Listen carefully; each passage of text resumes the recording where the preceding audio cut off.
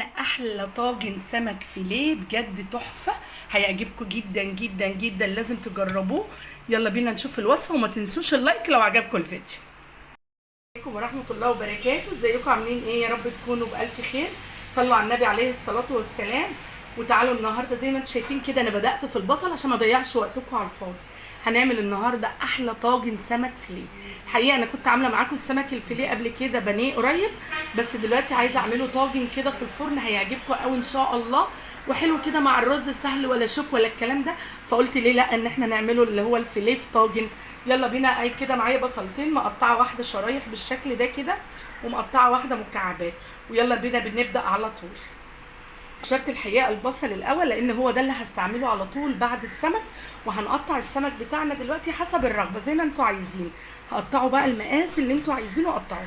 هقطع السمك كمان كده، بسم الله الرحمن الرحيم. طبعا السمك مغسول بليمون والكلام ده ومظبطينه يعني. قطعنا السمك بتاعنا بقى المكعبات دي، ده المقاس اللي انا عايزاه. تعالوا بقى هنقطع دلوقتي قرنين من الفلفل الحراق. وكده كده الفلفل الحراق والفلفل الرومي والطماطم والكلام ده مش هنعوزه دلوقتي الا لسه بعد مرحله. فقلت اتسلى قبل الزيت ايه ما يسخن شويه. عايزه اطلع بس البذر ده، شكله مش بيبقى ظريف كده في وسط الاكل اهو. طبعا خدوا بالكم عشان ايديكم في المرحله ديت يا جماعه، ما تعملوش اللي انا بعمله ده عشان تحطوش ايديكم بعد كده على وشكم ولا حاجه، ووشكم الفلفل بيبقى حراق.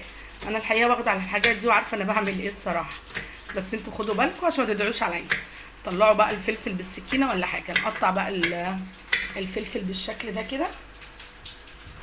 الحقيقه انا بقلي سمك دلوقتي، فخدت من السمك اللي بقلي بيه علشان يبقى طعم السمك قوي، لان السمك الفيليه بيبقى طعم السمك فيه ضعيف شويه. حطيت شويه زيت من اللي بقلي فيه السمك التاني، وهحط بقى السمك الفيليه بتاعي من غير ولا دقيق ولا توابل ولا اي حاجه، بالشكل ده كده ياخد صدمه ولون يعني.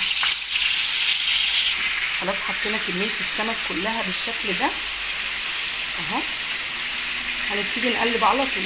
احنا مش عايزين، هو السمك ده ما شاء الله ميزته انه بياخد وقت يعني، مش من نوع السمك اللي بيتهري يعني، بياخد وقت في السوى، مش اللي هو ايه اول ما تحطيه على النار يتهري. هو نوع السمكه دي كده. فطبعا انتوا لما تروحوا تجيبوا بقى السمك من عند بتاع السمك، تكونوا قايلين له يعني ده بيتعمل ايه. هو بيقول لك ده بيستحمل السوى، لا ده بيشم النار يستوي كده يعني، تبقي انت عارفه. خلاص فانا هسيبه بس ياخد لون كمان شويه، لانه لسه ما خدش لون خالص. قبل بقى السمك ما ياخد لون مش عايزه اضيع وقت، قطعت الفلفل الحراق، وهقطع كمان 3 4 قرون من الفلفل الاحمر. الفلفل الاحمر بحس انه بيدي تسكيره حلوه كده للوصفه. فعندي كده فلفل هو بلدي بس احمر، مش اللي احنا عارفينه اللي هو الرومي ده اللي هو بيبقى مستورد، لا ده مش مستورد. خلاص هقطع منه كده قرنين فلفل من الاحمر. بس هنقطعهم شرايح كده رفيعه اهو بالشكل ده كده. وكمان بعد ما نعمل الفلفل الاحمر ده هنعمل كمان قرنين فلفل اخضر، هقطعهم برده بنفس الطريقه شرايح كده. ايه هي كده كده الفلفل اصلا مجرد ما بيشم النار يستوي على طول، فكبير صغير كده كده هيستوي انا عارفه اهو. بس كده يبقى قطعنا 2 حراق و2 من الفلفل الاحمر و2 فلفل اخضر، ومقطعين بصل محضرين جنبنا. وهقطع كمان شرايح من الطماطم بالشكل ده، يعني 3 4 طماطمات كده. اول ما خد لون بالشكل ده يدوبك لون بسيط، هنقلبه على الوش التاني ياخد لون برده زي ده كده. ما نطولش عليه عشان مش عايزاه يستوي ويتهري مني، يا دوبك ياخد لون كده على نار عاليه. خلاص كده خد لون. هشيل بقى السمك بتاعي هنا على طول كده في الطاجن اللي هعمل فيه السمك بتاعي. بعد بقى ما شلنا كميه السمك كلها وحطيناها هنا في الطاجن في نفس الزيت اللي حمرنا فيه السمك، هنزل بالبصلتين اللي مقطعينهم، واحده كده مكعبات وواحده شرايح.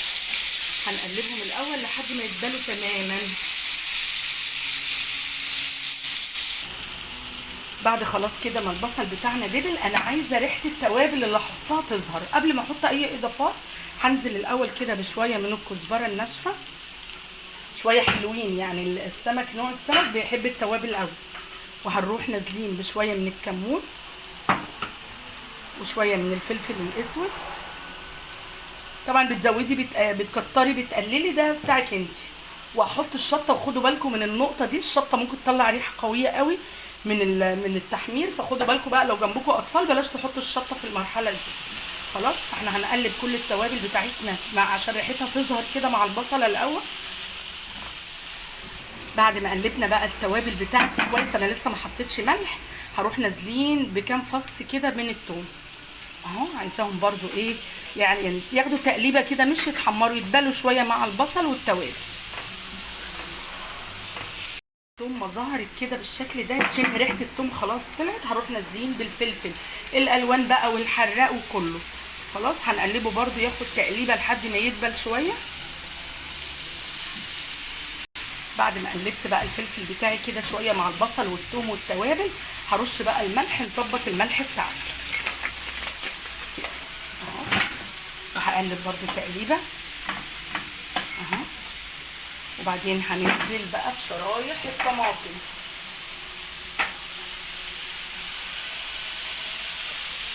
طماطم اخر حاجه.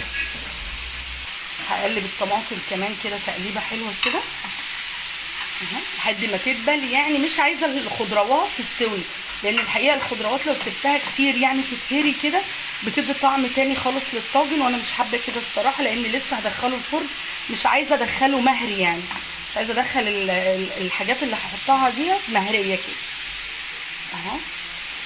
في الاخر خالص بقى بعد ما قلبنا شويه كده مش هتسبك يا دوبك دبل، معايا عود من الكزبره وعود من الكرفس، عود كزبره وعود شبت. والشبت مهم جدا جدا مع اي نوع سمك، حتى السمك المقلي بجد بيخلي طعمه تحفه. حتى لما باجي اعمل سمك مقلي لازم احط عليه شويه شبت مع الثوم والفلفل وانا بدوقه. بصوا الخضار بتاعنا كله دبل اهو. هحط له تقريبا يعني كده عشان يبقى فيه صوص زي نص كوبايه ميه طبعا مغليه كده من الكاتل، مش ميه ساقعه خالص، يعني تقريبا نص كوبايه كده بس تدي للموضوع ايه صوص شويه كده. خلاص اهو، مش هسبك اكتر من كده. اول ما حطيت الميه ما سبتهوش حاجه، يعني يا دوبك غلي تاني وهي الميه اصلا كانت مغليه. وهنزل على الطاجن بتاعي اللي انا موضباه ده وحاطه فيه السمك اهو. هظبط بس كده ايه، اظبط الدنيا شويه كده واحاول انزل شويه الصوص من تحت وشويه يبقوا فوق. خلاص كده ظبطنا الصوص مع السمك كده عشان يبقى كله ايه شارب، لان احنا طبعا مش متبلين السمك، فنكون حريصين جدا ان يكون كل السمك كده ايه غطسان في الصوص بتاعنا اهو، شويه تحتيه وشويه فوقيه بالمنظر ده. وهروح حاطه شرايح من الليمون، بتدي ريحه حلوه قوي بالذات لما بتتحمر، معرفش كده بتطلع روايح حلوه قوي على طاجن السمك بتاعنا. هنحطه في الفرن من تحت الاول لحد ما يغلي تقريبا نص ساعه، وبعد كده نحطه تحت الشوايه ياخد لون.